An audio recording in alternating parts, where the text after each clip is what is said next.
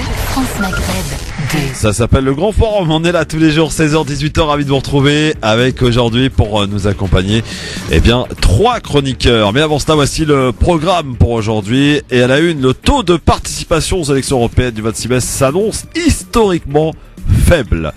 Vous sentez-vous concerné par ce scrutin? On en parle dans quelques instants avec nos invités. Et vous, chers amis auditeurs, au 01 40 33 9000.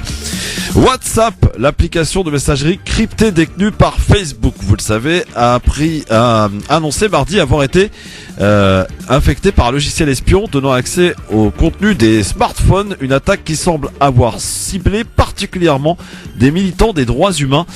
Et en l'occurrence, une société israélienne serait derrière tout cela. Je vous expliquerai tout cela et vous commenterez bien entendu. Et puis tiens, on parle des imams, de ces fameux imams qui viennent de l'étranger. Ils sont un certain nombre, notamment du Maroc, mais aussi d'Arabie Saoudite. Et pourtant, ici, nous n'avons pas, sur le territoire français, nous n'êtes pas capables de former nous-mêmes des imams. Il y a l'institut UISH de Jaballah, par exemple, qui en est le doyen. On en parlait hier. Il y a pourtant de multiples possibilités de former des imams ici en France. Eh ben non, il faut aller les chercher au Maroc et en Arabie Saoudite. Et pourtant, le gouvernement continue à parler de mettre fin à cet islam des consulats. C'est pas le meilleur chemin. Bon, alors, elle est avec nous aujourd'hui, elle est à l'heure, parmi les anciens. Abdestamitash sera là tout à l'heure. Yasser Louati, parce que le jeudi c'est Louati. Sabrina Sebahi, bonjour Sabrina.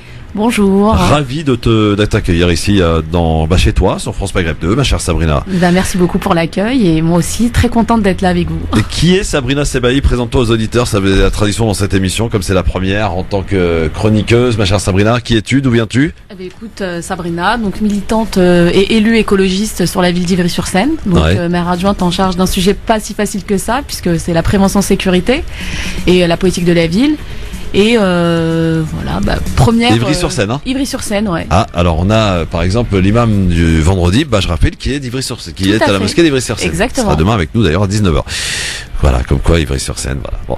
Merci, sois la bienvenue ma chère Sabrina. On va parler de tout cela avec Yasser Louati et Abdestamitash sur France Maghreb 2. On est de retour très vite avec vos appels 01 40 33 9000 et pour répondre à la question du jour, à savoir, vous sentez-vous concerné par cette élection européenne? 34 listes, donc ça fait beaucoup, hein. Vous répondez sur Facebook, France Maghreb 2, sur Twitter, le Grand Forum FM2 et vous nous appelez au 01 40 33 9000. Bienvenue à vous. On est déjà le 11e jour de Ramadan et nous sommes le 16 mai. Alors il faut que je vous raconte un truc, mes amis, parce que vous savez qu'on ne vous cache rien dans cette émission. Non seulement nous parlons sans langue de bois, mais en plus nous essayons d'être le plus transparent possible. Le jeudi, vous le savez, c'est Louati. Louati m'appelle, me dit mais on vient de me prévenir que tu m'avais annoncé. Je lui dis bah oui, normalement c'est le jeudi, c'est Louati. Il m'a dit bah oui, mais mon frère, je croyais qu'on était mercredi. Bon voilà. Yasser Louati nous a fait faux bon aujourd'hui. Il m'a dit je suis en plein rendez-vous, impossible de venir. Notre ami Abdestamitash sera là tout à l'heure à 17h évidemment. Je crois qu'ils t'ont bien bisouté là, Sabrina. C'est ça. Ça s'appelle du bisoutage là. C'est spécialement pour moi, je pense, c'est pas grave. C'est pas grave. Heureusement, je suis là. Tu vas voir, tout va bien se passer, ma chère Sabrina Sebahi. Ravi de t'accueillir à nouveau. Je rappelle que tu es maire adjointe à la mairie de Ivry-sur-Seine. Ivry-sur-Seine. Ivry-sur-Seine, voilà. En charge de la prévention sécurité et politique de la ville. Prévention sécurité, politique de la ville, c'est vraiment pas facile. Et tu es également, on va dire, pour faire simple, responsable des écolos du 94. C'est ça, secrétaire départemental. Comment ça se passe au niveau des écolos pour les européennes? Oh bah écoute, ça se passe bien. Nous, on fait une belle campagne sur nos idées, donc on est content et on espère qu'on aura le plus d'eurodéputés possible. Oui. Alors, on va peut-être rappeler un petit peu les règles, ça même, parce que j'ai tendance à ne pas comprendre grand-chose. Donc, on va faire simple. Pour les européennes qui auront lieu le 26 mai prochain, il y a 34 listes. On est d'accord? Oui. C'est déjà beaucoup. C'est beaucoup. Ouais, c'est même beaucoup trop. Alors, est-ce que on pourra voter pour les 34 listes partout sur le territoire français? Ah bah oui. Oui? C'est-à-dire qu'on aura ce choix des 34 listes partout, qu'on soit de Paris, de Bordeaux, de Corse et d'ailleurs.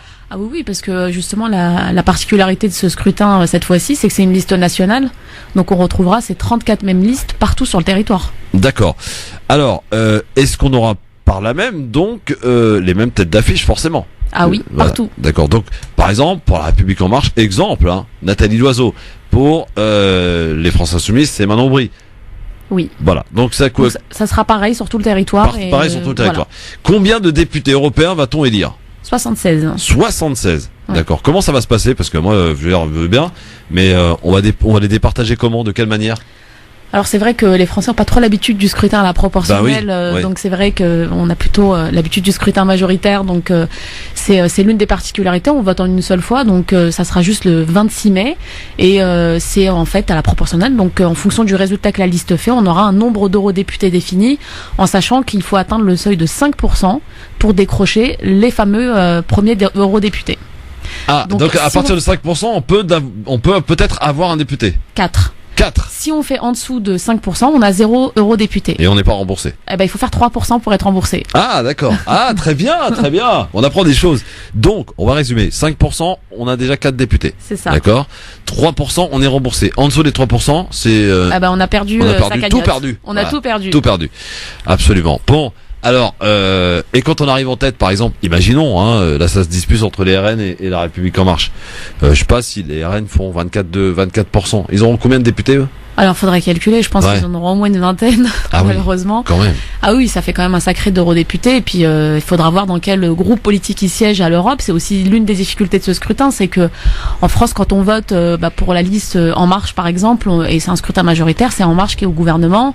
Donc, il aura plus de députés s'il fait le même score que les RN, par exemple. Ah bah oui. D'accord. Donc non, en fait, il aura s'il fait plus, il aura plus d'eurodéputés. Non, s'il fait 24% comme je viens de signifier pour les RN, il en aura forcément plus que les RN en poste puisqu'il est au gouvernement. Non, ils auront le même nombre de postes. D'accord. Mais après tout va dépendre de là où ils vont siéger à l'Union européenne. D'accord. Dans quel groupe politique ils vont siéger. Après, c'est des accords entre États, donc il y aura une certaine diversité quand même.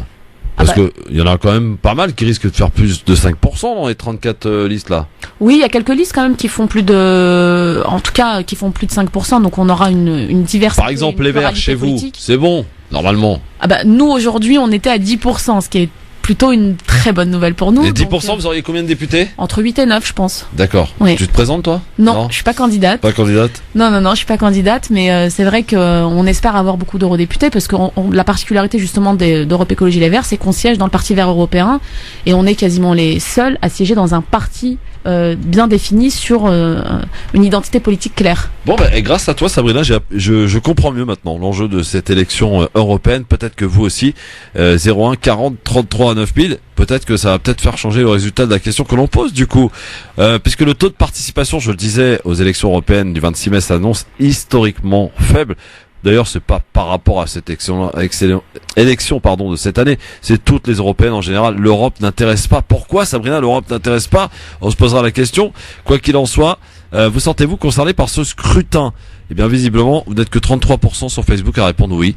Sur France Maghreb 2, donc pour voter. Sur Twitter, LGF, le FM2, le Grand Forum FM2, pardon. Vous continuez de voter. 33% seulement se sentent concernés, Sabrina. Est-ce que ça pose un problème quand on est à la tête d'un parti ? Ah oui, mais de toute façon, globalement, il y a de plus en plus d'abstention sur les élections. C'est vrai que les européennes, c'est le scrutin où l'abstention est la plus marquante, et on assiste effectivement à une abstention de plus en plus élevée depuis maintenant plusieurs scrutins sur les européennes, et malheureusement qui est très très présente en plus chez les jeunes, donc chez les 18-25 ans, puisque chez les 18-25 ans, c'est 77% de taux d'abstention visiblement ce qui est annoncé. Donc on se sent loin de l'Europe, on a l'impression que ça nous concerne pas, et c'est bien dommage. Et pourtant, rappelons que la plupart des décisions sont prises au niveau européen, 70% environ. Oui, mais je pense aussi que ce taux d'abstention montre aussi le fait que les Français ont compris. D'une part, on n'arrête pas de leur dire que l'Europe décide de tout, mais de l'autre côté, on se rend compte que c'est pas forcément toujours vrai. Si je prends l'exemple du glyphosate, au moment où l'Europe interdit le glyphosate, le gouvernement français l'autorise pour 3 ans supplémentaires. Donc l'État reste comme souverain sur certains plans de politique publique, les questions de sécurité, de justice, de santé aujourd'hui. Et c'est vrai qu'on se dit finalement, si la France reste souveraine, in fine, même par rapport aux décisions qui sont prises à l'Union européenne, pourquoi voter finalement ?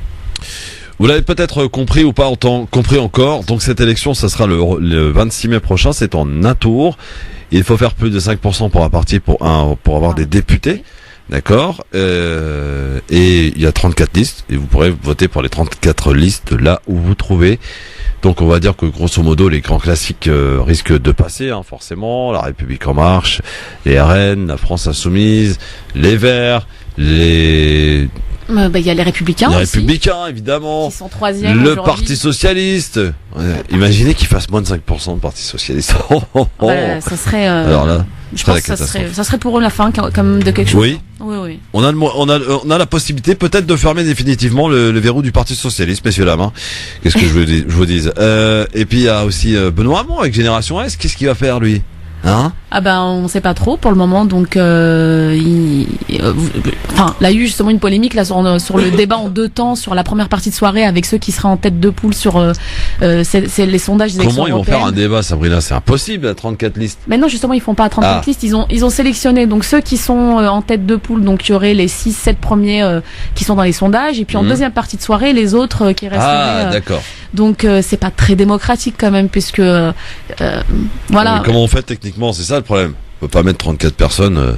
Non, on peut pas mettre 34 personnes, mais je pense que c'est important d'avoir une soirées. pluralité. C'est important d'avoir une pluralité pour permettre aux Français de voter en connaissance de cause et d'entendre ce que portent les candidats, et pourquoi pas des 34 listes. Moi, même si c'est pas en une seule soirée, mais par contre, faire en 2 temps et faire en sorte que certains soient favorisés par rapport à l'audimat en début de soirée et faire en sorte que d'autres soient oubliés, c'est pas très juste et pas très démocratique. C'est vrai. Non, mais je te l'accorde. C'est vrai que tu as raison. C'est pas bon joueur. Soit on fait quelque chose, on le fait bien, on le fait pas. Voilà, c'est tout, c'est mieux. Mais c'est vrai que techniquement, ça paraît compliqué. Autant. Alors, est-ce que c'est une bonne chose? Est-ce que c'est une preuve d'une bonne démocratie que d'avoir 34 listes?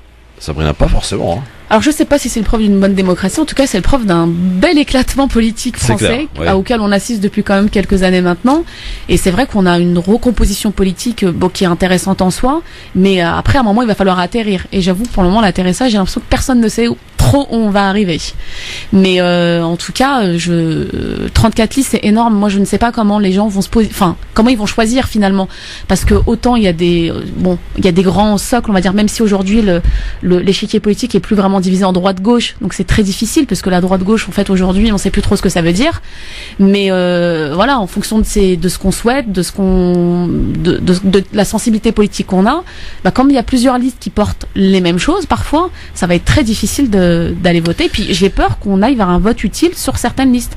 Alors, c'est vrai qu'on peut se poser la question sur le fait, par exemple, qu'on voit dans les sondages que La République En Marche arriverait en tête, alors que Emmanuel Macron fait face quand même à une certaine opposition depuis un petit moment, notamment les Gilets jaunes, mais pas seulement.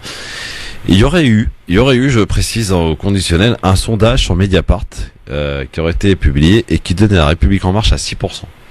Et l'Élysée aurait tout fait pour le faire vite fait retirer. C'est vrai que c'est étonnant, le sondage qui annonce La République En Marche à 22-23%, alors même qu'on sait aujourd'hui la situation au niveau national et l'affront qu'il y a depuis plusieurs mois maintenant des Gilets jaunes et le mécontentement des Français globalement qui est présent depuis maintenant. Et ça serait étonnant que tout d'un coup les gens se disent il fallait voter La République En Marche aux européennes. Et puis moi je trouve quand même que la tête de liste La République En Marche elle est pas forcément à la hauteur, ni c'est peut-être pour ça qu'ils qui remplacent les affiches là. Peut-être, oui, que c'est un choix aussi, mais ils sont très forts en communication, ça on va pas leur retirer. Sûr. C'est pour ça qu'il est président, Macron. Tout à fait. Voilà. 0 à 40 33 9000, vous sentez-vous concerné par cette élection européenne? C'est la question que l'on vous pose et à laquelle vous répondez sur Facebook France Maghreb 2 ainsi que sur Twitter, le grand forum FM2, et en nous appelant bien sûr au 01 40 33 9000, quel que soit l'endroit où vous vous trouvez. On votera pour les mêmes candidats, pour les mêmes listes. Alors tiens, l'arrivée de l'UDMF, une union des démocrates musulmans. C'est très communautaire cette histoire. On les recevra, je crois, la semaine pro là, les gars de l'UDMF que je connais un petit peu d'ailleurs. Est-ce que franchement, on a 2 listes, par exemple, 2 listes anti-islam. Il y a Camus et l'autre là. Et puis l'UDMF, c'est une liste qui se revendique pour une Europe plus forte, une autre Europe. Et il y a le mot musulman intérieur. Est-ce que ça choque ou pas? Moi, je trouve ça dommage, en tout cas, d'arriver sur un scrutin. L'Europe, c'est très important, et finalement, d'avoir une liste qui est, oui, quelque part communautaire, parce qu'on parle d'islam, et moi, je suis pas du tout favorable à une politisation, en tout cas des religions, quelles qu'elles soient. Et on est dans un État laïque, tout le monde le dit et le répète tous les jours. Et c'est vrai que la religion, c'est quelque chose qu'on pratique chez soi, pour soi et pas pour les autres, et que ça doit rester dans la sphère personnelle. Et avoir cette liste qui arrive comme ça.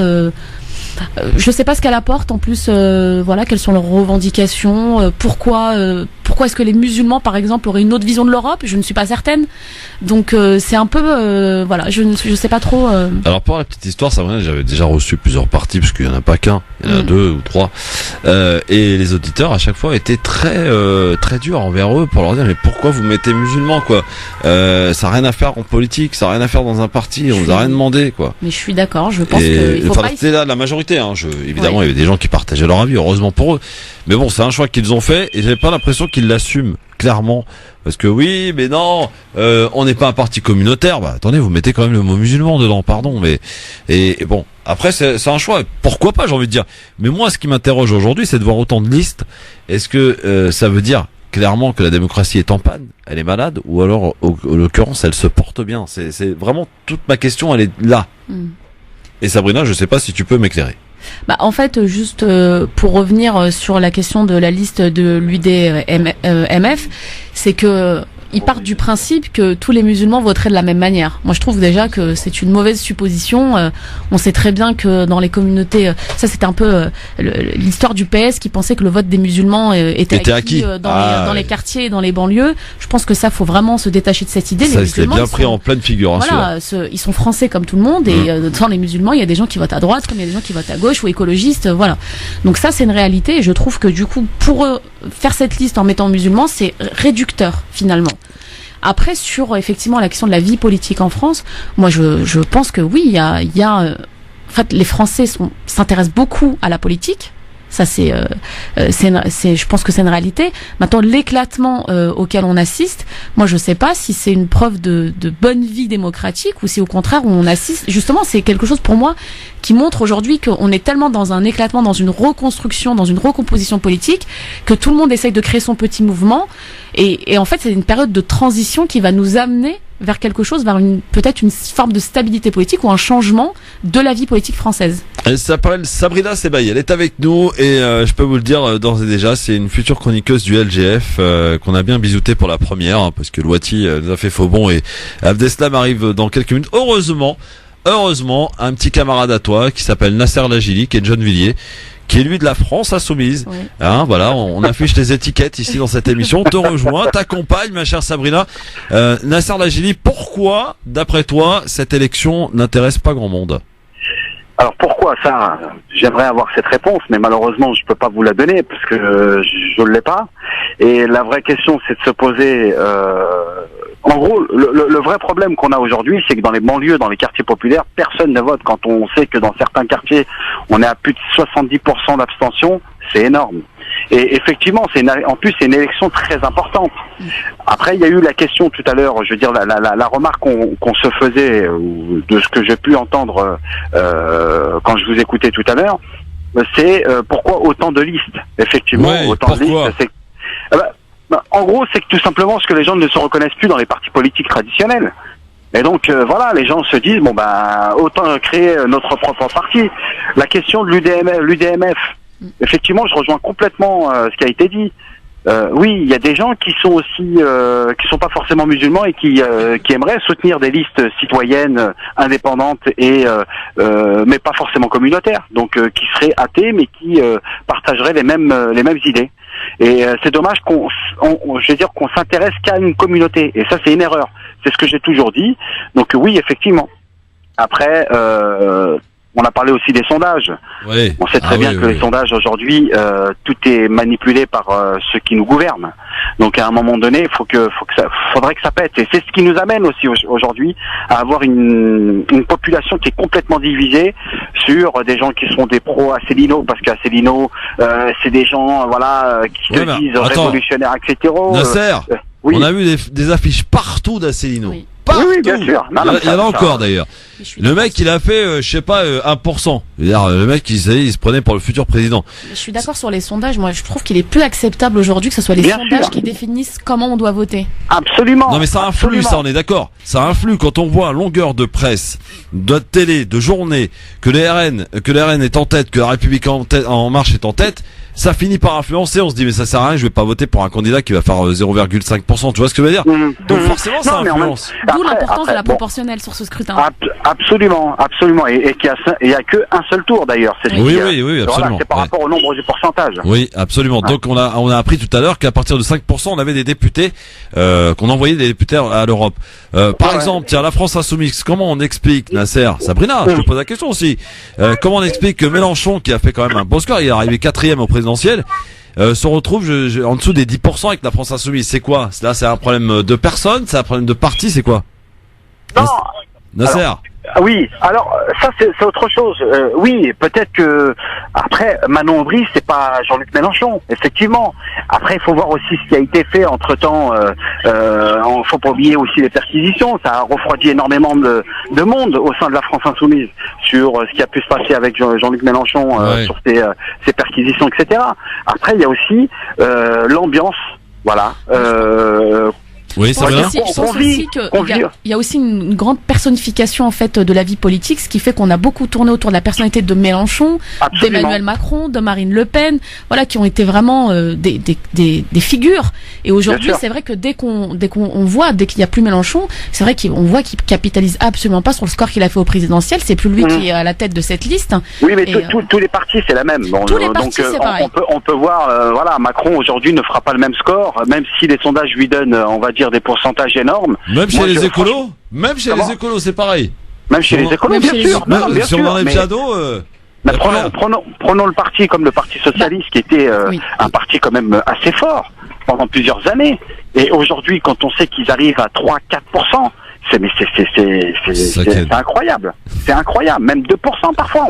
On voit des sondages. Moi, franchement, ça me.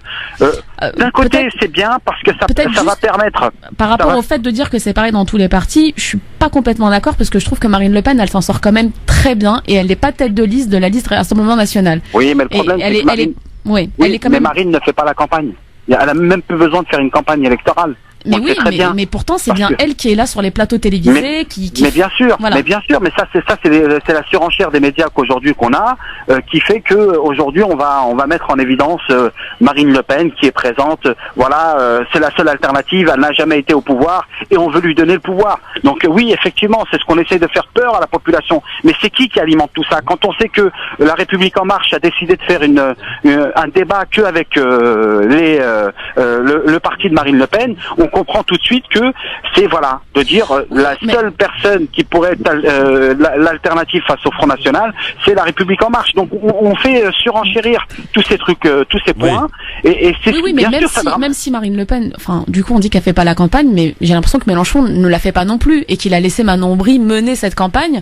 Mais là où on voit que Marine Le Pen s'en sort dans les sondages, on a l'impression que c'est pas du tout le cas pour la France Insoumise. Alors je suis pas d'accord là-dessus. Jean-luc Mélenchon fait une grosse campagne par rapport aux...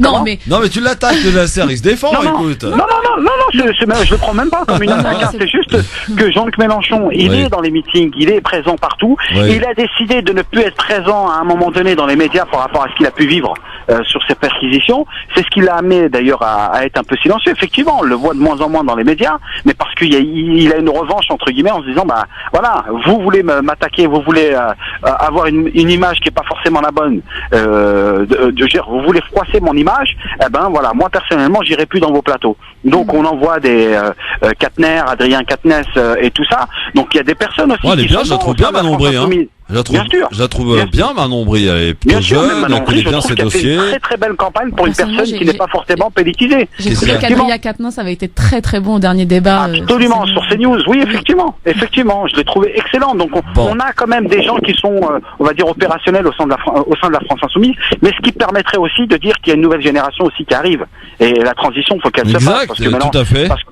Parce que Mélenchon, en 2022, voilà, à un moment donné... je pense qu'il va raccrocher. Voilà, et je pense qu'il faut aussi un avenir pour la France Insoumise. Je le dis doucement parce qu'il n'est pas encore là, mais Adestamitache, qui est élu modem du 93, on peut dire que Bayrou, lui, il est absent de tous les trucs. Ah oui, c'est sûr. Je confirme. Le problème, c'est que en rentrant dans la majorité et en sortant, on sait plus... C'est un peu compliqué, Mais peut-être que sur la question de la recomposition politique, la France insoumise n'est qu'une transition pour aller sur quelque chose d'autre dans le futur. Absolument. Je suis d'accord. Merci mon Nasser, merci à à toi. vous. Et à très vite pour un plateau avec Ah oui, Sabrina. à très Hein. vite, la Tu semaine vois prochaine, qu'elle sans faute. elle a du répondant notre Sabrina.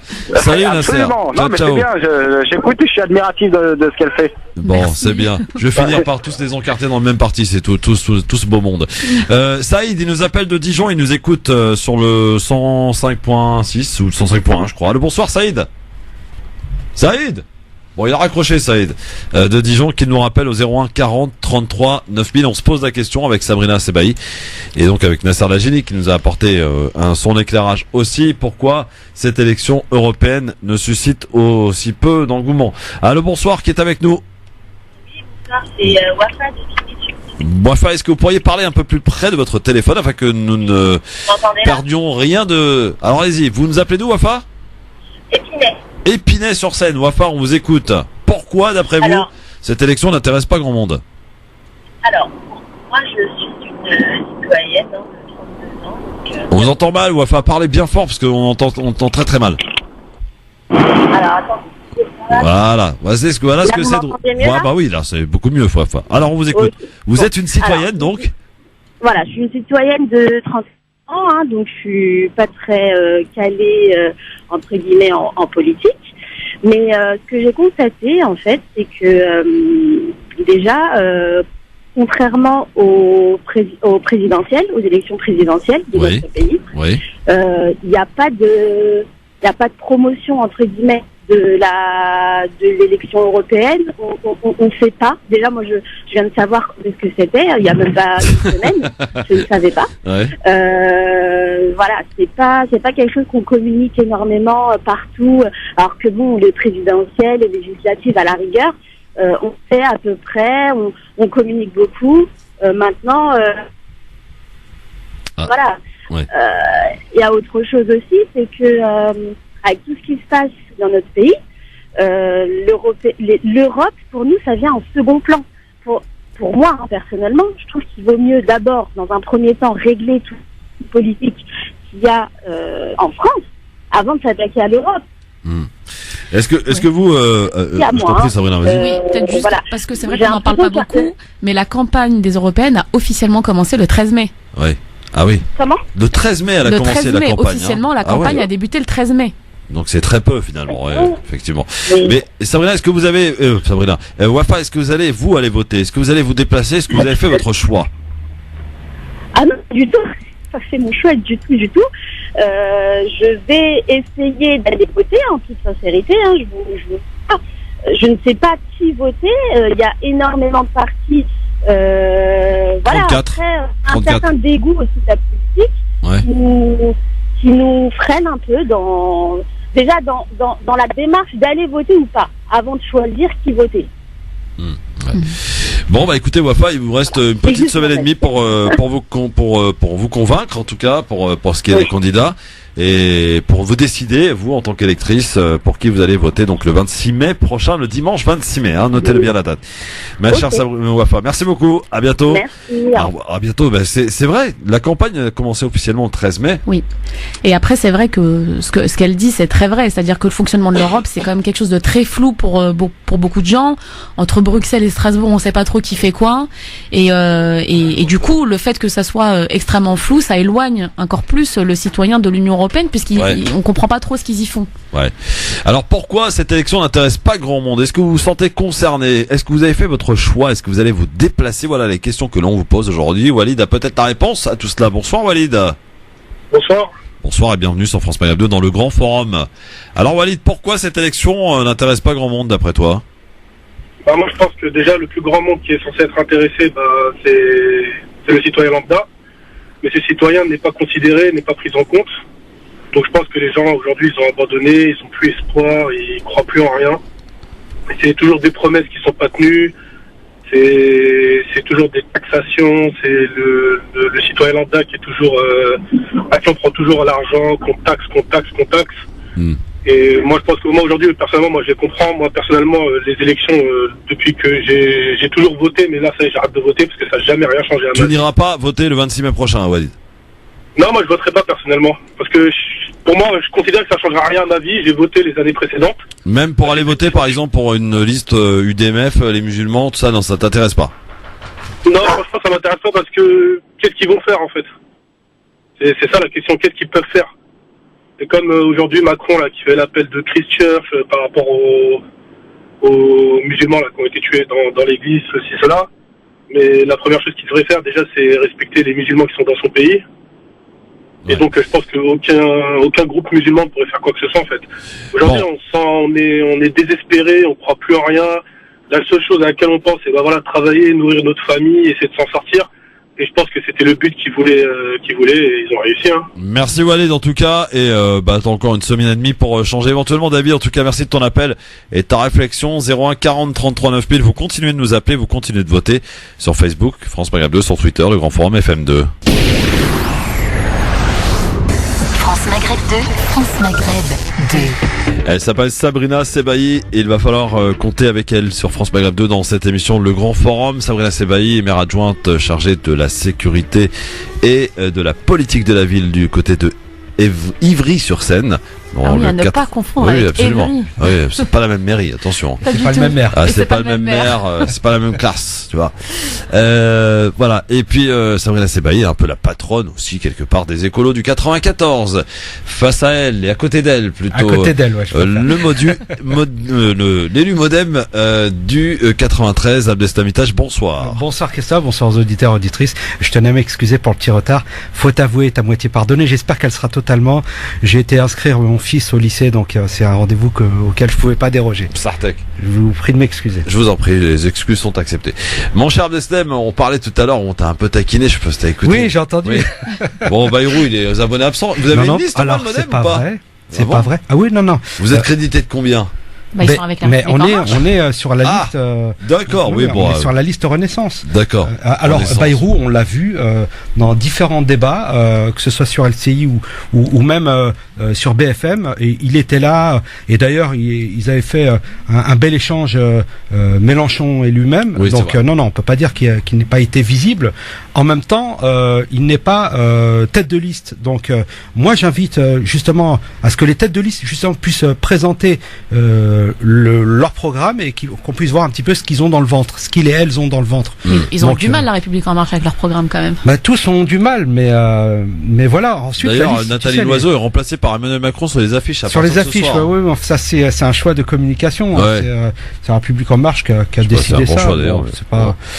Bon écoute, ils seront comptables du résultat. Ils avaient fait pareil. Il y avait Emmanuel Macron et Mélenchon d'ailleurs qui étaient sur toutes les affiches des candidats aux législatives. Oui, François Hollande aussi, Nicolas Sarkozy, où justement on avait le candidat de la circonscription et le président de la République. Mais Abdeslam, 34 listes, est-ce que c'est le signe d'une démocratie en panne, une démocratie en pleine forme? Alors pour moi, c'est un signe de bonne santé démocratique parce que justement, ça veut dire que tout le monde peut présenter une liste et se présenter à une élection. Et quoi de plus normal que les citoyens puissent accéder justement à ce scrutin électoral. Non, c'est une très bonne chose. Le contraire m'aurait inquiété, Christophe, s'il y avait 4-5 listes. Et donc c'est tout le contraire. Je suis très content. Et les gens qui justement étaient tentés par le vote blanc, je pense qu'avec la multitude de listes, moi je les invite à lire les programmes des uns et des autres. Alors peut-être que certains programmes, je dis peut-être, que certains programmes sont loufoques et proposent des choses qui sont complètement déconnectées de la réalité politique. Mais moi, je suis pour l'offre politique pour que chacun, justement, puisse se retrouver, se reconnaître à travers les listes. Dites-nous, en tout cas, vous, ce que vous en pensez. Est-ce que vous vous sentez concerné? Est-ce que vous allez vous déplacer pour aller voter? Est-ce que vous avez fait votre choix? 01 40 33 9000. Seuls 33% sur Facebook, France Maghreb 2, se sont concernés par cette élection européenne. Et c'est vrai, Abdeslam, on a à observer depuis de nombreuses années, les européennes n'intéressent pas grand monde. Oui. Juste une remarque, parce que quand on dit que tout le monde peut faire sa liste, il y a quand même un ticket d'entrée à, je crois, 1 million d'euros pour la campagne, donc c'est pas tout le monde non plus qui peut faire sa liste. Alors c'est un scrutin national, Sabrina, ça t'aura pas échappé. Ah, mais non. Mais en même temps, ça veut dire qu'il y a 34 listes qui sont en mesure de donner 1 million d'euros pour pouvoir se présenter. Mais ensuite, tu le sais très bien, sur les tables de décharge, il y aura pas 34 bulletins. T'as déjà des candidats qui communiquent et qui disent notre bulletin est téléchargeable en ligne. J'ai vu. Veuillez l'imprimer, découper selon les points. pas normal, ça, Abdeslam. Mais si, c'est normal. Enfin, c'est autorisé. Comment ça, si, c'est normal? Mais si, moi, je trouve pas ça normal. Si on est dans un principe démocratique les bulletins, tu me pardonneras, mais les bulletins sont à la charge du candidat. Oui, d'accord. Donc, à partir de là, moi, je suis contre la discrimination financière et d'empêcher une liste sous prétexte qu'elle n'a pas les moyens de se payer des bulletins, de l'empêcher d'y aller. Donc, ensuite, à chacun de communiquer comme il l'entend. Ensuite, Sabrina, je pense que ça va quand même un petit peu te toucher, la dématérialisation. Et le fait que justement, on n'ait pas, je sais pas moi, 60 millions de bulletins dans tous les bureaux de vote en France, c'est quand même très écolo, tout ça. Non, mais je suis d'accord, mais moi, c'est-à-dire que moi, je suis intéressé par un candidat, je vais télécharger le bulletin de mon candidat et j'irai voter. Oui, mais je suis aussi pour le principe d'équité sur les candidats, et du coup, c'est soit tout le monde passe à la dématérialisation, et dans ce cas-là, il n'y a pas de bulletin pour tout le monde, soit il y a des bulletins pour tout le monde. Alors, et là, je suis pour la dématérialisation. Qu'on est dans une américanisation de la politique, et ça veut dire qu'il faut avoir de l'argent pour se présenter, pour avoir jusqu'à preuve du contraire, c'est au candidat, de faire les professions de foi et les bulletins. Donc moi je vois le verre à moitié vide. Et si tu veux, lorsque l'on s'engage en politique et qu'on n'a pas beaucoup de moyens et qu'on n'a pas les moyens de payer 70 millions de bulletins, moi je trouve bien qu'on puisse quand même se présenter. Ensuite, qu'on puisse communiquer et dire téléchargez mon bulletin en ligne, imprimez-le, découpez-le et à la limite, donnez ça à vos amis, à votre entourage et encouragez-les à voter pour cette liste-là. Ce que je veux dire, c'est que moi, je suis contre la restriction et je suis pour l'ouverture à tous et pour tous du processus électoral. France Maghreb 2, le grand forum avec Sabrina Sebaï, avec Abdeslam Itache et Aden qui nous attend au téléphone au 01 40 33 9000. Il nous appelle de la région parisienne. Bonjour Aden. Bonjour. Bonjour et bienvenue. Alors pourquoi, selon vous, cette élection n'intéresse pas grand monde? Est-ce que vous allez vous déplacer? Est-ce que vous avez fait votre choix? Moi, tout d'abord, je trouve qu'il règne une ambiance malsaine dans la vie politique française, à coup de mensonges et de fake news, de scandales et de propagande. Ça favorise pas les citoyens à aller voter, d'une part. En seconde part, je trouve que les élections européennes vont rien changer au quotidien des Français, et c'est pour ça qu'ils vont pas voter. Moi, j'irai pas voter à cause de ces deux conditions, et je pense que ça va rien changer au quotidien, à mon quotidien. C'est ça. Très bien. Merci en tout cas pour votre appel. Intéressant d'entendre quand même que les quelques éditeurs que nous avons ne vont pas pour la plupart se déplacer. Ils se disent pas concernés. Et c'est un petit peu l'ambiance générale qu'on observe aujourd'hui. L'ambiance générale veut que pas grand monde s'intéresse. D'ailleurs, une auditrice ou un auditeur nous disait qu'ils ne savaient même pas que c'était le 26 mai, quoi. Ouais, moi je trouve ça dommage quand même parce que c'est une élection qui est importante, c'est un scrutin très important. Après, il est vrai que l'image de l'homme politique en tant que tel a beaucoup souffert ces dernières années de par les scandales, la médiatisation des scandales financiers autour des hommes politiques. Mais en tout cas, l'échelon européen reste un échelon très important. Il y a quand même pas mal de réglementations qui se font à l'échelle de l'Union européenne. Si on prend, ne serait-ce que sur les questions climatiques ou environnementales, il y a des enjeux très importants au niveau de l'Union européenne. C'est pas la France toute seule qui va régler la question du changement climatique et en tout cas la question environnementale. C'est bien à l'échelle de l'Europe que ça se travaille et que ça se décide. Donc il faut aller voter. Pour moi, c'est très important. Moi, je te rejoins, Sabrina, justement sur l'image de certains politiques qui justement jettent le doute sur l'ensemble des élus et met en doute la probité des uns et des autres. Ce que je veux dire, c'est que s'il y a eu des candidats qui sont fait offrir des costumes qui ont été rachetés et qui justement se retrouvaient et au fil de la campagne des présidentielles se sont fait effeuiller pour finir ébranchés avec toutes ces affaires d'emploi fictif et autres. Ce que je veux dire, c'est que ces gens-là ont tout intérêt à ce que vous ne vous intéressiez pas à la politique. Donc il faut avoir absolument l'effet inverse. Ensuite, sur l'Europe, j'entends l'auditeur qui dit je me sens pas concerné. Mais c'est bien ça le problème, c'est que les gens ne voient pas l'Europe dans leur quotidien. Alors qu'il est là, il y a de la réglementation, il y a un tas de choses que justement l'Europe fait sur la politique agricole commune et autres. Mais ce que je veux juste dire, c'est que ça paraît abstrait pour les gens. Donc pour les gens, dans leur quotidien, ils n'ont pas le sentiment que l'Europe les concerne. Ensuite, sur l'Europe, il faut pas plus d'Europe, il faut mieux d'Europe pour justement permettre aux gens de comprendre que l'Europe est à leur service et qu'elle sert justement. Lorsque l'on est 67 millions de consommateurs ou de citoyens, on pèse beaucoup moins que quand on est 450 millions, 500 millions. Justement, juste avant que tu arrives, j'avais donné l'exemple du glyphosate qui avait été interdit par l'Union européenne, qui avait été précurseur. Et prolongé en France. Et prolongé en France par Emmanuel Macron, qui a choisi pour le coup les lobbies et la FNSEA. Et aujourd'hui, on assiste à des procès sans précédent aux États-Unis où Monsanto est condamné à la chaîne sur le fait que le glyphosate soit cancérigène et très dangereux. Exactement. Nous sommes avec un auditeur au standard 01 40 39 9000. Jamel est avec nous. Bonsoir Jamel, chante tous les villes je crois. Nous sommes. Salut Jamel. Exactement. Bonsoir, salam alaikum. Bonsoir. Moi, je tenais simplement à dire ce que je vais faire pour le vote. Qu'est-ce que vous allez faire, Jamel? Voilà, moi je fais partie de ceux qui vont voter, je dirais pas tout le temps, puisque je me suis retrouvé une ou deux fois depuis 2002 à pas voter.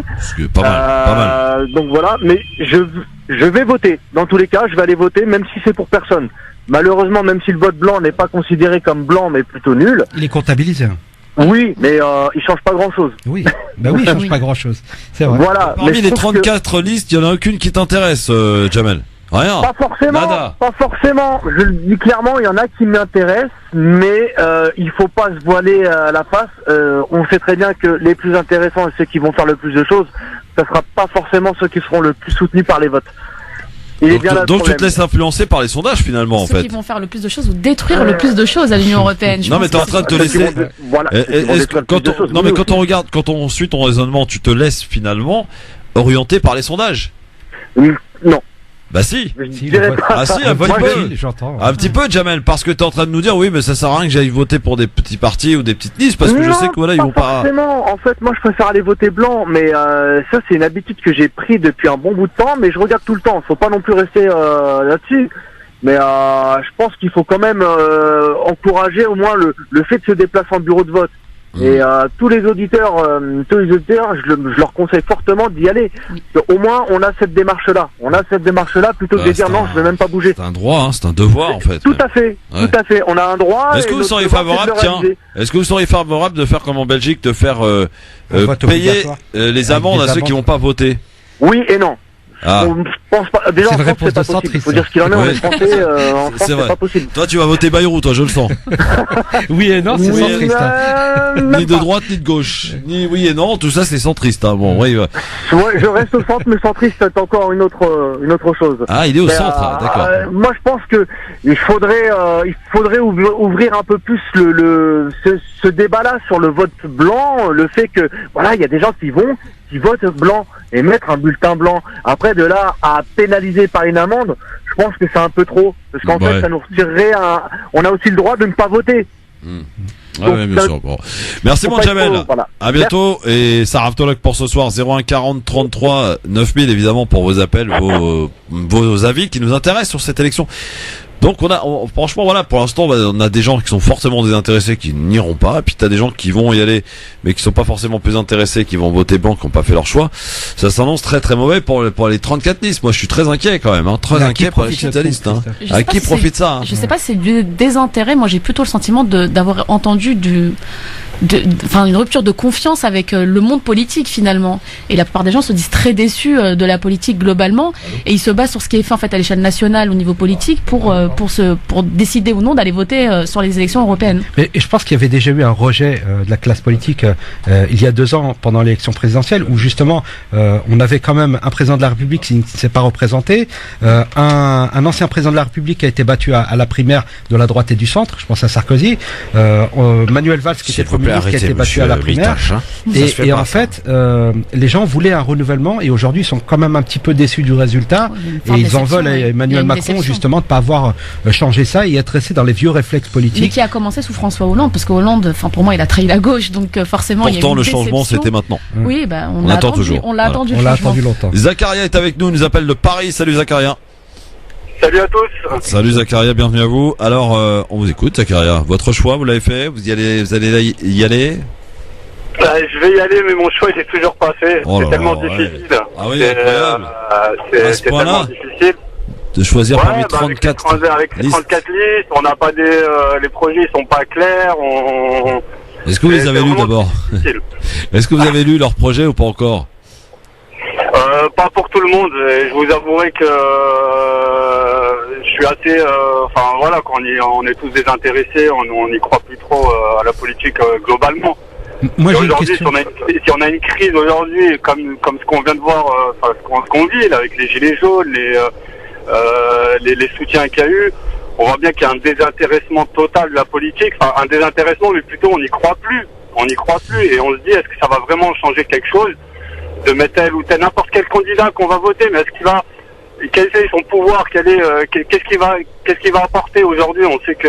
Alors Abdeslam, tu vas te poser une question, Zakaria. Abdeslam. Oui, bonjour Zakaria. Une question. Lorsque vous recevez les professions de foi à la maison avec les bulletins, est-ce que vous prenez le temps de les lire et voir un petit peu ce que chaque liste propose? Sincèrement, je les ai pas toutes lues, mais oui, je fais l'effort. Enfin là, elles sont pas arrivées encore. Elles sont pas arrivées encore. Elles vont arriver, mais est-ce que vous avez pour habitude de regarder l'ensemble des programmes des candidats? Oui, franchement, je vais vous dire celle que j'ai regardée, mais vraiment dans le détail. J'ai regardé celle de la France Insoumise, j'ai regardé celle de Asselineau, j'ai regardé ce que disait la République En Marche, qui n'a ni queue ni tête. Je me retrouve dans ça. Il a pas regardé les écolos, hein. Je dis ça, j'ai rien. Non, il faut qu'il regarde la liste des écologistes, effectivement. Ouais, il y a la liste des écologies, mais j'ai jamais eu. Voilà, je me sens. Je me sens pas écolo. Il roule en 4x4. Ouais. Il roule en diesel. Il roule en diesel. Ah, Zakaria, tu roules en diesel, toi. Ah ouais. Comment tu le sais? Attends, vous êtes quand même quelques millions dans le même cas. Bon, en tout cas, merci Zakaria pour ton appel et on sera amené en tout cas à reparler. Je précise d'ailleurs qu'on recevra Sonia Crimi, députée de la République En Marche, qui sera avec nous lundi. Et elle essaiera peut-être de nous réintéresser à cette élection européenne. Nous sommes avec Miloud aussi qui nous appelle. Bonsoir Miloud, bonsoir.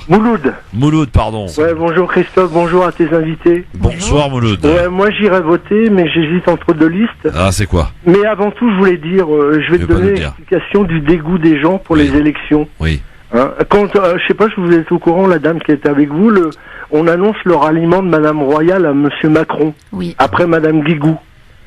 Et là, tu te dis, c'est des gens, d'après ce que j'ai compris, il y aurait un remaniement ministériel après les élections et ça serait le Premier ministre serait Madame Royal. Ah bon? Oui, j'ai entendu ça. Catastrophe. Et en fait, il bouffe à tous les râteliers. Quand tu sais qu'elle va se retrouver avec Monsieur Raffarin, qui est son ennemi juré, dans le Poitou-Vin, ils comprennent pas pourquoi les gens sont dégoûtés. Les traîtrises, quoi. Quand tu vois le comportement du jeune mec là de la France Insoumise. Ah ouais, qui est parti chez les Rennes. Ouais, qui vote, à une semaine des élections, à 2 semaines des élections, qui dit qu'il va voter Front National. Est-ce qu'il n'y a pas de quoi être dégoûté des politiques? Quand vous parliez tout à l'heure de Monsieur Bérou, c'est un mec il a bouffé à tous les râteliers. Allez, il était avec Madame Royal à l'époque. Oui. Ensuite, il a été avec Monsieur Hollande et maintenant il se retrouve avec Monsieur Macron. Oui. C'est nos Espagnols. Monsieur Macron parlait du Nouveau Monde, mais on se retrouve avec des chevaux de retour. On n'attend plus. Moi, j'attends plus que Monsieur Giscard d'Estaing lit la liste de Monsieur Macron. C'est pour ça que les gens sont dégoûtés. Je discutais ce matin avec des potes. Moi, Madame Royal, quand je l'entends, je me souviens de ce qu'elle disait de Monsieur Macron, ne serait-ce qu'à 6-7 mois. C'est vrai, Mouloud. Et tu vois qu'elle a rallié. Est-ce qu'il n'y a pas de quoi être dégoûté? Je comprends que les gens soient Mouloud, c'est quoi ton choix? Tu vas voter quoi finalement alors, Mouloud? J'hésite entre les écolos et France Insoumise. Alors Sabrina, sois convaincante, il y a peut-être une voie à prendre. Non, mais peut-être que je voterai écologiste. Tu sais pourquoi, Christophe? Pourquoi, Mouloud? Parce que parmi eux, je crois que c'est les plus intègres. Justement, monsieur, comment il s'appelle? Monsieur Quentin. Oui. Elle le connaît, la dame. Monsieur Quentin qui rallie Monsieur Macron. Pour un plat de lentilles, parce que ces mecs-là... Canfin, Pascal Canfin, oui. Tu vas retrouver tous ces mecs-là dans des ministères. Ouais. Et c'est ça que j'arrive... Moi, ça me dégoûte, Monsieur Raffarin qui fait la truc de Monsieur Sarkozy... qui est à droite, qui reste aux Républicains et qui vote Macron, tu comprends plus rien. Non. Qu'est-ce qu'il y a? Attends, Sabrina d'abord. Quelques mots parce que c'est vrai que voilà, moi je comprends tout à fait, c'est ça qui dégoûte les gens de la politique. Je suis complètement d'accord. Après moi, je suis une élue locale, donc je suis juste une citoyenne engagée. Oui. Et moi-même, je suis dégoûtée. Je sais bien qu'il y en a plein qui vont à la politique pour la gamelle. Par Pascal. Mais bien sûr qu'on est dégoûté. On sait très bien que c'est une caution écolo pour la liste d'Emmanuel Macron. On a très bien vu que ce président n'a rien d'écolo. Quand on voit tout ce qui a été voté depuis la présidence d'Emmanuel Macron, il n'y a absolument rien d'écologie dans son programme. Et la liste qu'il mène aux européennes et les députés européens de la République En Marche ne seront pas écolos non plus. La réalité, c'est que les eurodéputés écologistes, c'est vrai, ils bossent énormément au Parlement européen. Ça, c'est une réalité. Et puis après, le fait que Madame Royal rallie aujourd'hui Macron, j'ai envie de dire, Macron, en même temps, c'est un produit du Parti Socialiste qui a lui-même trahi François Hollande pour créer sa liste pour être président. Donc, il bouffe à tous les râteliers, ça, voilà? Bayrou, oui, parce qu'en se positionnant ni à droite ni à gauche, on n'a jamais trop su où il était. Alors l'élu Modem qui est avec nous va nous répondre peut-être. Je vais y répondre. C'est vrai, il est ni à droite ni à gauche, il est au centre. Il est au centre-centre, ni au centre droit ni au centre gauche. Et moi, je voudrais juste vous répondre une chose. Vous disiez qu'il mangeait à tous les râteliers. Je vous rappellerai quand même qu'à l'époque, il avait hérité de la présidence de l'UDF. Que lorsque a été créé l'UMP, il a refusé à ce que l'UDF intègre l'UMP. Il a eu sa traversée du désert. Et pendant longtemps, il a toujours refusé à ce que l'UDF intègre l'UMP. D'accord ? Il a été isolé. Il a été lâché. Et je peux vous le dire, puisque l'UDF est devenu le Modem. Donc le Modem existe sous les statuts de l'UDF. Donc il a été président du Modem. Ça fait déjà 11 ans. Pendant tout ce temps-là, donc Nicolas Sarkozy lui a fait la misère et il n'a jamais soutenu Nicolas Sarkozy. Lorsque s'est présenté la présidentielle, il ne voulait surtout pas de Nicolas Sarkozy sur un deuxième mandat. Je pense que vous partagerez son avis. Ça fait pas de vous, je sais plus quel terme vous aviez utilisé pour François Bayrou. C'est quelqu'un qui est comme un porteur de valeur. Vous ne les partagez pas. Oui, ça fait 40 ans qu'il est là, monsieur. Non, ça fait pas 40 ans qu'il est là. Si, ça fait 40 ans, il était déjà ministre de l'Éducation nationale sous Chirac ou sous Giscard. Sous Balladur. Ça fait non, pas Giscard. Mais quand tu vois tous les noms là qui circulent, c'était sous Balladur quand Édouard Balladur était Premier ministre. Mais ce que je veux juste vous dire, c'est que le centre a pris son indépendance. Le centre n'est plus le centre droit. Ah oui. Et que à partir de là, le centre droit, c'est quoi? C'est l'autre là? Oui, c'est Jean-Christophe Lagarde. Mais peut-être Abdeslam par rapport à ça, même si aujourd'hui tu dis Bayrou, il est peut-être pas de droite, c'est vrai, mais comme disait Mitterrand, le centre n'est ni de gauche ni de gauche. Tout à fait, ouais. Voilà. Mais Mitterrand dit ce qu'il veut, et moi je dis juste une chose, c'est qu'aujourd'hui le centre-centre existe. Super. Parfois, le centre était toujours attaché à la droite, il est vrai, à l'époque de Mitterrand, mais ça n'est plus le cas avec le Modem. Christophe, je voudrais finir sur une petite chose. Vas-y, je t'en prie. Au niveau des convictions, il y a Najat Vallaud-Belkacem qui a été battue, tu te souviens? Oui. Par contre, je l'aimais pas particulièrement. Par contre, j'ai beaucoup d'estime pour elle, parce que l'année dernière aux élections, on lui avait proposé de se présenter avec la liste En Marche en bas.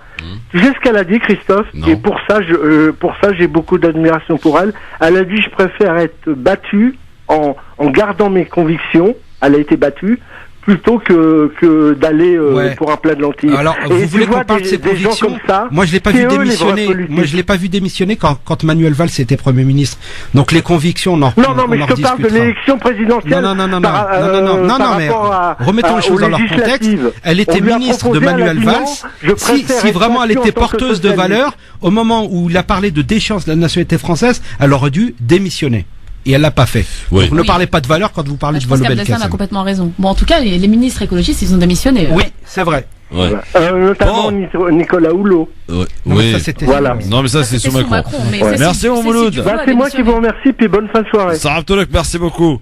Bon, t'en as mis une couche pour tout le monde, là. Sauf que tu vas voter écolo, donc t'as une voix. Hop, Sabrina, on l'a trouvé. L'auditeur de France Maghreb 2 qui va voter écolo, il est là. On l'a trouvé, il s'appelle Mouloud. 01 40 33 9000. Dans un instant, messieurs, là, il faut qu'on parle de WhatsApp. Vous êtes beaucoup à utiliser WhatsApp. Et WhatsApp a été victime, visiblement, c'est ce qu'a annoncé en tout cas mardi, donc WhatsApp, qui est donc le propriétaire Facebook, victime d'une tentative de manipulation d'une société dite israélienne qui aurait sensiblement installé des logiciels espions chez certains militants. Il est d'ailleurs proposé de faire une mise à jour. Et il faut la faire. C'est très important. À tout de suite sur France Maghreb 2. On parlera aussi, si on a le temps, j'espère, en tout cas avec vous, le zapping bien sûr, et puis le quiz le quiz. J'espère que Sabrina va mettre une fessée à Abdeslam pour sa première. Elle est magistrale. À venir. À tout de suite. Très humain. France Maghreb 2. France Maghreb 2. France Maghreb 2 vous souhaite un bon Ramadan. Tout de suite, retrouvez la chronique du docteur Sarah Laxmi, Santé Ramadan, du site santéramadan.fr. Bismillah, alhamdulillah, wa salatu wa salam ala rasulillah. L'allaitement est un moment de communion entre la mère et son bébé. Il n'est plus dans ses entrailles, mais le lien est encore fort. Un moment d'échange unique au monde. Alors qu'en est-il du jeûne? Plusieurs situations peuvent se présenter. Votre bébé est prématuré ou présente un besoin en nutriments de qualité et votre pédiatre vous conseille un allaitement intensif et exclusif au sein. Le mieux et le plus optimal à ce moment est de ne pas observer le jeûne. Vous souhaitez un allaitement exclusif au sein. Aujourd'hui, les études montrent que l'allaitement maternel pourrait prévenir la maladie d'Alzheimer. Vous pouvez tenter le jeûne, et si votre lait diminue significativement, vous n'aurez qu'à rembourser les jours non jeûnés ultérieurement. Vous préférez peut-être un allaitement mixte. C'est également une bonne solution qui ne s'oppose pas au jeûne. Il faut savoir que l'allaitement n'est pas incompatible avec le jeûne. Dès lors, vous êtes en bonne santé, bien sûr. Vous aurez soif, beaucoup plus que les autres, parce que l'eau que vous aurez bu au suhour sera utilisée pour fabriquer le lait, et vous serez fatigué, ce qui peut être éprouvant après une grossesse et un accouchement. Cependant, sachez que votre lait sera quand même de bonne qualité. C'est la quantité de votre lait qui pourrait faire défaut. La cause est la longueur de la journée qui sera à l'origine de la soif et pas la privation de nourriture. Un ramadan d'hiver, par exemple, ne sera pas aussi pénalisant sur la quantité de lait. Il faut noter cependant que certaines femmes gardent une quantité de lait correcte même pendant le jeûne. Alors si vous optez pour le jeûne, je vous conseille de commencer l'introduction du biberon au moins une semaine avant le début de Ramadan. Sinon, procédez avec douceur. L'introduction du biberon est un moment stressant pour vous et pour le bébé qui est connecté à votre psychisme et qui risque de refuser le biberon s'il est imposé de façon brutale. Le mieux est de l'introduire très progressivement. Optez pour la sérénité et la transition délicate. Alors en cas de jeûne, je vous conseille de manger de façon équilibrée, faire une sieste ou 2 siestes pendant la journée pour récupérer de la fatigue de la grossesse et des nuits de sommeil entrecoupées par les réveils de bébé, car le manque de sommeil et la fatigue peuvent diminuer la quantité de lait aussi. Boire un demi-litre d'eau à l'aube, car le manque d'eau n'altérera pas la qualité de votre lait, mais la quantité pourrait être réduite. Évitez le stress et le bruit, lire le Coran ou l'écouter, car il apaise l'esprit. Et si vous avez du monde à la maison, c'est vous qui devriez être chouchouté, pas vos invités. Quelques conseils nutritionnels s'imposent. Ne mangez pas pour 2, vous prendrez du poids inutilement.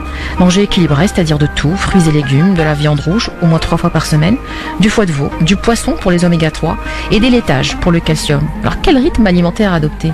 Le plus optimal pendant des journées longues et des nuits courtes, c'est de prendre 2 repas complets et une collation. Au repas de l'iftar, des dattes, des pruneaux, des figues séchées ou du chocolat de bonne qualité avec un verre de lait. Une soupe de légumes pourrait être la bienvenue aussi. Préférez les veloutés de légumes mixés avec une cuillère à café d'huile de colza parce qu'il est riche en oméga 3 ou de l'huile de noix qui est également riche en oméga 3 ou de la crème fraîche normale, jamais allégée car elle contient de la vitamine A et D qui sont utiles pour votre bébé. Accompagnez votre soupe d'un féculent complet et bio ainsi que d'une viande ou d'un œuf et demi. Au moment de la collation, prenez un laitage de votre choix. Vous pourrez l'accompagner de céréales, de flocons d'avoine ou de muesli si vous avez faim. Dormez, le sommeil est capital pour la synthèse du lait. Suivez le rythme du bébé, si vous le pouvez bien sûr. Au suhour, ou repas de l'aube, essayez de vous lever pour le suhour, car c'est un repas qui est fondateur pour une longue journée de jeûne, allaitante ou pas d'ailleurs. Attablez-vous autour d'un steak haché ou d'une entrecôte si vous pouvez. Sinon, prenez 2 tranches de poulet ou de dinde qu'on trouve dans le commerce toutes prêtes. Accompagnez votre pain avec du son. Si vous le faites maison, c'est mieux. Associez-le à du son de blé ou du son d'avoine. Bio. Mangez une tomate tranchée avec un filet d'huile d'olive ou du basilic par exemple. Ce modèle n'est bien entendu qu'un exemple. À vous de varier et d'innover. Si bébé pleure pendant que vous mangez, c'est papa qui s'en occupe. Finissez votre repas. C'est important pour vous et pour le bébé. N'oubliez pas les 2 verres d'eau qui assureront la quantité de lait jusqu'à l'après-midi. Enfin, la décision de jeûner ou pas vous incombe. La dérogation divine est valable pour vous comme pour les femmes enceintes. C'est à vous de choisir le mode d'allaitement que vous souhaitez. Dans tous les cas, choisissez la douceur. Votre bébé s'en souviendra. Que notre jeûne soit agréé. Wassalamu alaikum wa rahmatullahi ta'ala wa barakatuh. C'était la chronique Santé Ramadan du docteur Sarah Laximi, une chronique que vous pouvez réécouter sur le site www.francemaghreb2.fr. France Maghreb 2 vous souhaite un bon Ramadan. Le grand forum, mesdames, mesdemoiselles, messieurs, bienvenue à vous avec Abdeslam Itache, avec Sabrina Sebaï. Ça y est, elle fait partie de l'équipe. On a formalisé cela il y a quelques instants. Dans le grand forum, soyez les bienvenus. Vous voulez gagner votre Ramadan? Ça tombe bien. Eh bien, on vous offre votre Ramadan, justement, par jeu concours.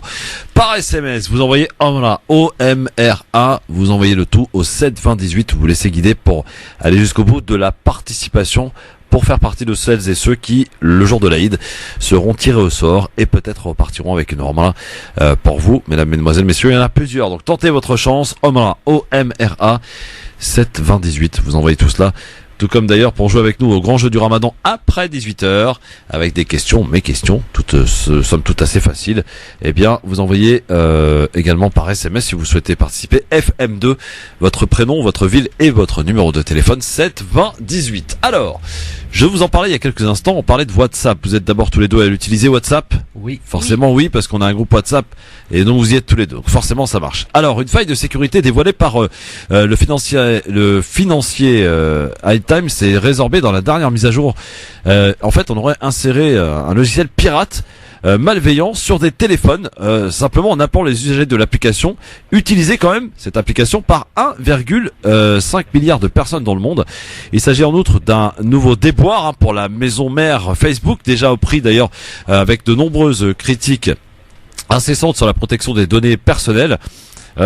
Donc WhatsApp, qui affirme avoir découvert début mai l'attaque informatique, a appelé les usagers mardi à télécharger donc la nouvelle mise à jour et à mettre régulièrement à jour cette selon le système que vous utilisez et de leur téléphone pour éliminer en l'occurrence la faille qui a pu permettre l'accès aux contacts, donc messages, photos. Les pirates ont aussi activé, grâce à cette faille, micro et caméra pour écouter ou visualiser l'environnement des propriétaires des appareils Apple et Android.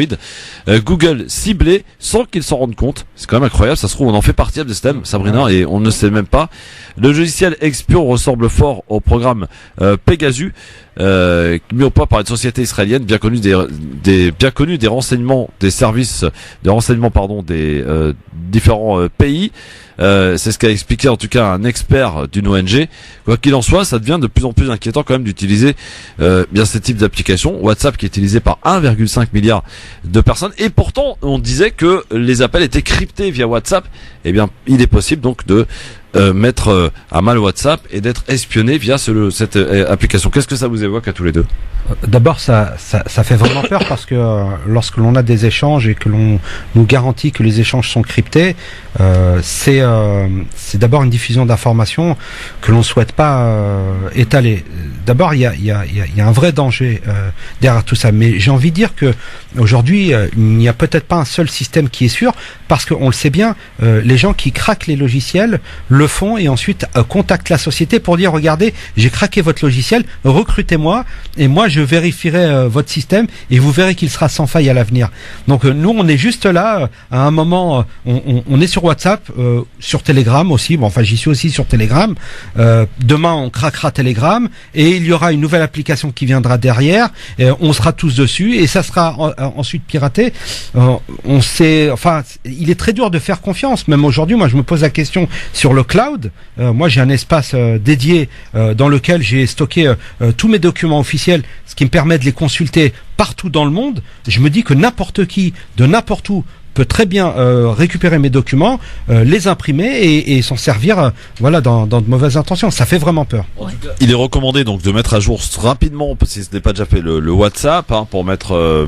Mais il s'agit d'une attaque ciblée, Sabrina. Une attaque ciblée. C'est ce que j'allais dire. Moi, je suis d'accord avec Abdeslam, parce que c'est vrai que WhatsApp, c'est censé être crypté de bout en bout, donc on est censé n'avoir accès à aucune information et de pouvoir communiquer en toute tranquillité. Mais là, visiblement, c'est un avocat militant pour la défense des droits de l'homme qui a été ciblé, et là où ça devient plus dangereux, à mon sens, c'est vraiment quand on utilise ça à des fins politiques. Et là, en l'occurrence, c'est sur les défenseurs des droits de l'homme. Et visiblement, ça a été très ciblé. Alors au départ, on nous a parlé de l'Irlande, mais visiblement, on ne sait pas trop si c'est que l'Irlande qui a été touchée ou pas. Donc on est quand même dans un grand flou. WhatsApp n'a pas dit tout de suite qu'il y avait une faille de sécurité.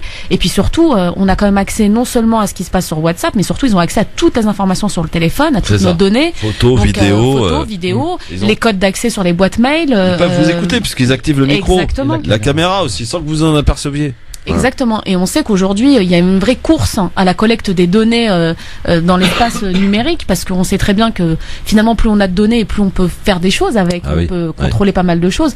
Je pense notamment à l'exemple des applications, vous savez, qu'on a tous sur nos smartphones, qui mesurent nos nombres de pas, dans lesquels on peut entrer notre alimentation, etc.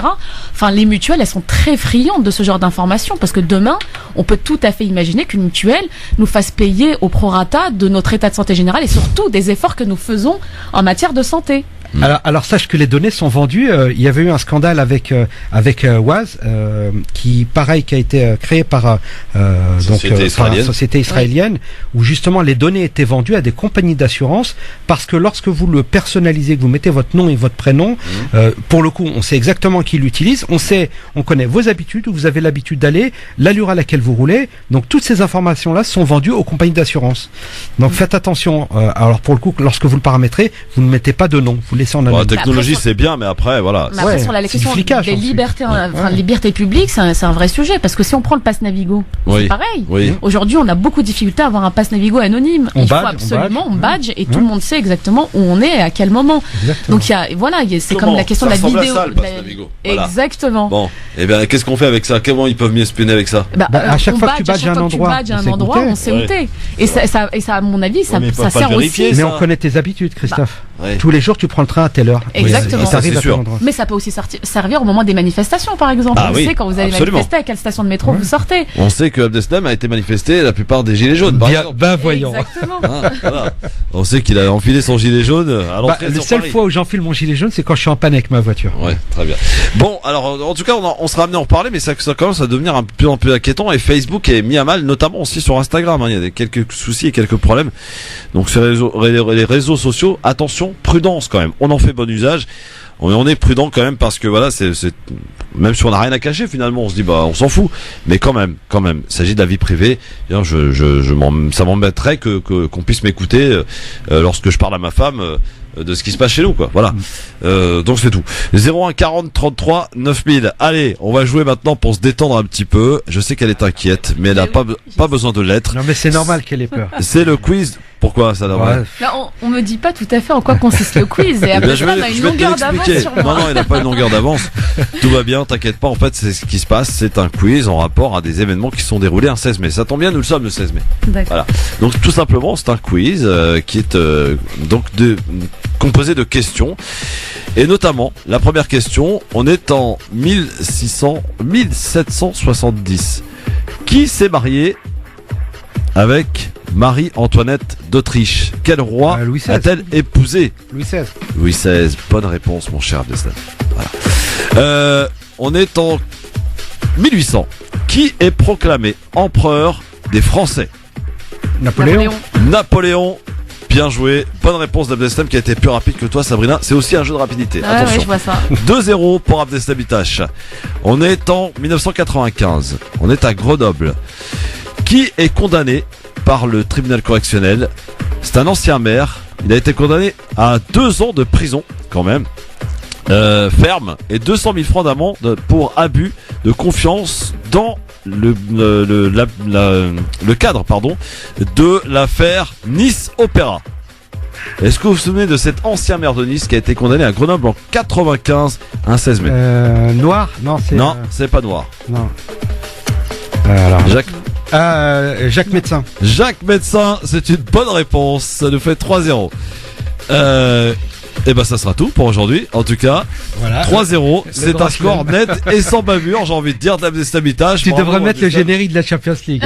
Oui, carrément. Il a été plus rapide. Non, mais au moins Sabrina, attention, elle est stratégique, c'est-à-dire qu'elle a noté pour la prochaine fois. Alors c'est pas les mêmes questions, ça on n'aura pas 2 fois. Non, mais voilà, jamais. Déjà. Donc Jacques Médecin qui avait été condamné à 2 ans de prison quand même. Ouais. Non, je pensais que c'était Michel Noir. Non, c'est Jacques Médecin. On s'en souvient. Bon, alors on va parler maintenant, et là j'ai besoin de votre avis, messieurs, dames, dans un instant, après le zapping sur France Maghreb 2, 01 40 33 9000. J'aimerais qu'on parle des imams, parce que on nous a annoncé que pendant ce mois sacré du Ramadan, un certain nombre d'imams venaient de l'étranger, en particulier du Maroc et de l'Arabie Saoudite. Pourtant, on est quand même dans un pays où on est capable de former des imams. Je pense par exemple à l'Institut des sciences islamiques du côté de Saint-Denis, à notre ami Ahmed Jabala. Il y a aussi d'autres endroits où on forme des imams. On est capable quand même de former des imams. On nous parle souvent de l'islam à la française que personne ne reconnaît, et le gouvernement justement part à la chasse de cet islam consulaire et n'hésite pas à faire venir des imams de l'étranger. Ça pose question. Est-ce que ça vous pose problème, vous? 01 40 33 9000, mais pour l'heure le zapping. Si on prend 100 millions d'Africains d'un remplacement de population. Bon, ben voilà. Parce que les mots bamboula, d'accord, c'est Maintenant, moi, très franchement, je vois un barbu Angela Bar. La réémigration, c'est le départ des immigrés. Réellement le déradicaliser, est-ce que c'est possible? Donner une bonne dose de cheval. Mais je me sens très bien. Si la connerie se mesurait, il servirait de maître étalon. Et demain, un quiz qui s'annonce intéressant entre Sofiane Lakdari, Tarek Mami et Faiza Ben Mohamed. Voilà. Alors, dans le zapping, et pour commencer ce zapping, voici que les affiches de La République En Marche, j'en ai parlé tout à l'heure, on va remplacer qui? Nathalie Loiseau par Emmanuel Macron. Ça faisait peut-être un peu trop tâche, je sais pas. Seul, souriant, avec un slogan appelant à voter pour son parti, Emmanuel Macron apparaît sur l'une des affiches de campagne. Imprimée à 60 000 exemplaires, elle sera collée dès ce soir. Pourquoi ce changement de communication, Sabrina? Ah bah, je pense quand même que tout le monde a vu les derniers couacs par rapport à la candidature de Loiseau. Enfin, juste déjà la découverte qu'elle a été sur une liste Front National au moment où elle était à Sciences Po, rien que ça déjà. C'est pas exactement ça. Oui, mais bon, en tout cas son argumentaire de dire au départ je n'étais pas au courant, puis c'était pas vrai, puis je savais pas que c'était Front National. Et, enfin voilà, on a quand même assisté à pas mal de couacs de communication autour de ce sujet. Il y avait des gens de gauche, de droite, du centre. Il y avait des gens d'extrême droite qui n'étaient pas marqués. Enfin, c'est pas des gens du Front National, mais des gens d'extrême droite. Mais oui, non, bien sûr, son image a été écornée par rapport à ça. Et moi, le premier, franchement, j'ai été très gêné de savoir que la candidate de la liste Renaissance soit justement ait eu ce passé et ait eu ce type de fréquentation. Donc, c'est la liste de La République En Marche qui s'appelle Renaissance. Renaissance, oui, c'est ça. Ouais, d'accord. Après, ça va tout à fait avec l'image d'Emmanuel Macron, de ce roi et qui veut être sur toutes les affiches en pensant que sa seule le photo roi Macron. Alors, oui, que ça suffira à faire un vote autour de sa personnalité. Je suis pas sûr que ce soit la bonne stratégie parce que justement il a cristallisé des colères et justement se mettre sur les affiches. J'ai envie de dire s'il veut aller au bout de son vraiment pousser son paroxysme, il aurait dû mettre Castaner et Benjamin Griveaux. Non, mais parti comme ça. Enfin, ce que je veux dire. Non, mais il aurait pas dû se mettre. Franchement, il aurait pas dû se mettre. Autre chose dans le zapping, c'est Hafsa Toussi que vous connaissez évidemment, était l'invitée de France 5 de l'émission C'est à vous. Elle raconte recevoir régulièrement des messages à caractère raciste et notamment depuis qu'elle est avec l'animateur Vincent Cerruti. Vous racontez les messages de haine dont vous êtes la cible depuis que vous êtes en couple avec Vincent Cerruti, l'animateur de radio. C'est à ce moment-là vraiment que vous découvrez ce qu'est le racisme parce que vous n'aviez jamais voulu l'accepter. Le beau et la bête, qu'as-tu fait pour mériter de te mettre avec une noire? Ça sent pas bon les noirs? Tu t'es mise avec un cochon? C'est vraiment les messages. C'est absolument, et à la limite, je pourrais faire un livre de tous les messages que j'ai pu recevoir. C'est un racisme aujourd'hui, je pense, qui existe absolument partout, mais dans tous les sens. Il y a un racisme anti-noir, un racisme anti-blanc, anti-arabe, on se déteste. La société se déteste. On n'aime plus les autres. Et comment on fait grandir un enfant dans cet environnement-là? On n'en fait pas, puis c'est tout. Voilà. Ça aussi. Qui découvre le racisme. Oui. Qui découvre le racisme. Non, mais c'est violent parfois. C'est extrêmement violent et puis on assiste à une vraie libéralisation de la parole autour de ces questions et du racisme globalement. Et c'est vrai qu'aujourd'hui on se permet tout, mais après quand on invite des personnes comme Éric Zemmour sur des plateaux de grande audience, qui a failli être sur la liste de Marine Le Pen, qui se permet de dire tout ce qu'il veut. Et d'ailleurs on se rappelle quand même qu'il y a eu des attentats il y a pas très longtemps qui se nourrissaient des discours d'Éric Zemmour et du Front National, enfin Rassemblement National en France. Moi je préfère dire Front National. Oui, parce qu'il n'incarne pas le rassemblement. Non, pas du tout. Mais ils ont voulu redorer leur blason en changeant de nom. Oui, se rendre fréquent. Exactement. Mais c'est vrai qu'on assiste à une situation, enfin, en tout cas, et d'ailleurs, on assiste à toute forme de discrimination, de racisme. Tous les chiffres explosent, que ce soit sur la question des musulmans, des juifs, des catholiques aujourd'hui, mais également des homosexuels. Enfin voilà, on assiste vraiment à une recrudescence de tous les types de discrimination. Alors Sabrina Abdeslam, amie auditrice, auditeur, il était 7h58, on s'est levé tôt ce matin et on a écouté France Inter et Marine Le Pen était l'invitée lorsque une chroniqueuse qui la taille un petit peu est arrivée. Eh bien, voici que Marine s'est barrée. 7h58 et Charline Vanhoenacker, vous avez quelques mots à dire à Marine Le Pen? Bah oui, Madame Le Pen, j'ai toujours eu la dent dure avec vous, c'est vrai, mais qui s'en va du studio? Bah oui. Bonne journée, Madame Le Pen. Alors, je vais peut-être faire rentrer quelqu'un qui va faire Madame Le Pen, en fait, voilà. Comme ça, je peux m'adresser à elle, parce que j'avais prévu ma chronique sur elle, même si c'est vrai qu'elle reste jamais. Elle s'est barrée, elle a pas d'humour, Marine Le Pen, hein, dites donc, messieurs, dames. Non, c'est elle veut pas se prêter au jeu et au jeu de la critique, donc non, c'est bête de sa part. Ouais, bon, Sabrina, on s'en fout. Oh bah écoute, franchement, c'est peu étonnant de la part de Marine Le Pen de ne pas accepter la contradiction et la critique. Après, là en plus on est dans quelque chose de très humoristique. Moi j'apprécie beaucoup les chroniques qui sont faites par Charline et voilà exactement. Guillaume Meurice, bien évidemment. Pardon. Et franchement, c'est dommage de pas avoir d'humour. Oui, c'est une très belle équipe. Pas pour autant qu'ils sont numéro 1, tiens. Ils sont numéro 1, rappelons-le. Voilà. Allez, on parle des imams maintenant. Tiens, les imams, ils sont très sollicités, très convoités pendant le Ramadan, avec les prières de Tarawih notamment. Et pourtant, la plupart et beaucoup d'entre eux viennent du Maroc ou encore d'Arabie Saoudite. Est-ce que ça vous pose problème, Monsieur Itache, le fait qu'on appelle des imams venus de l'étranger pour le Ramadan? Alors, je dirais pas que ça me pose problème, mais je dis seulement que en France, on est en mesure justement de pouvoir former des imams français pour justement s'adresser à l'ensemble de nos concitoyens de confession musulmane. Il n'y a pas besoin d'aller chercher si loin des imams. Donc non. Et en même temps, derrière ça, ces imams qu'on va chercher à l'étranger, on continue à alimenter ce fantasme de cet islam qui vient de l'extérieur, alors que il faut absolument que ce soit des musulmans français qui s'adressent à d'autres musulmans français. Aujourd'hui, et ça a bien changé aujourd'hui dans les mosquées depuis quelques années, on a les prêches en arabe et en français parce que tout le monde n'est pas arabophone. Donc, ce qui permet justement aux uns et aux autres de comprendre un petit peu mieux leur religion. Et d'ailleurs, à ce propos, c'est ce qui a... Enfin, juste pour faire un parallèle avec ce qui s'est passé en France, les gens disent oui, mais l'islam n'a rien à voir avec ça. Moi, je dis que l'islam a tout à voir et que l'islam a le devoir justement de former les fidèles pour que justement ils n'aillent pas se former sur les réseaux sociaux pour justement avoir chez Google ou chez YouTube, j'ai envie de dire, pour justement regarder des vidéos qui laisseraient supposer que c'est ça l'islam, alors que pas du tout.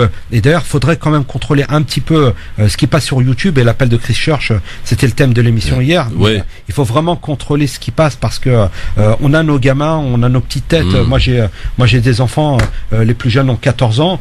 Moi je serais horrifié de savoir qu'ils vont sur YouTube pour voir des gens décapités. Donc faut vraiment contrôler tout ça. Sabrina, est-ce que ça te pose problème qu'il y ait des imams qui viennent de l'étranger, du Maroc, d'Arabie Saoudite entre autres? C'est pas une question de poser de problème, mais peut-être rappeler juste que historiquement la question des imams en France, en tout cas, c'est beaucoup lié à l'immigration. Et c'est vrai que la présence, en tout cas musulmane, et notamment des pays du Maghreb, puisqu'on parle des imams qui viennent du Maroc, c'est aussi fait en lien avec ça. Et là où je rejoins complètement Abdeslam, c'est qu'il y a eu un enjeu autour de la maîtrise de la langue arabe. Et il y a encore très peu de temps, les prêches n'étaient faits qu'en arabe d'ailleurs. C'est nouveau aujourd'hui que maintenant on ait des prêches traduits de l'arabe au français pour permettre justement à tout le monde de pouvoir écouter, comprendre. Moi je pense qu'on doit pas, on peut pas interdire en tout cas à des étrangers d'être imams, mais en tout cas moi j'ai l'impression qu'on voit une évolution depuis quelques années avec de plus en plus d'imams français qui qui maîtrisent, en tout cas qui ont été élevés, je vais dire à la française, et d'abord en fait on a une espèce de représentativité aussi dans les imams par rapport aux Français musulmans qui sont, en tout cas aux musulmans français qui sont nés en France. Et moi je pense que cette manière, en tout cas ou volonté de développer un islam de France, en tout cas il passera par la question des imams, moi j'en suis sûr, mais en tout cas pour moi il faut l'encourager. Swat de Reims va nous donner rapidement son avis parce que la pause arrive. Swat, bonsoir. Oui, bonsoir Christophe. Alors gêné ou pas par l'arrivée des imams de l'étranger?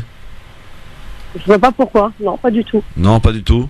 Non, pas du tout. Dans d'autres confessions, dans d'autres religions, les rabbins viennent d'ailleurs et ça ne pose pas de soucis. Très bien. Et dans la religion catholique, on en voit bien les prêtres ou autres faire comme un pèlerinage.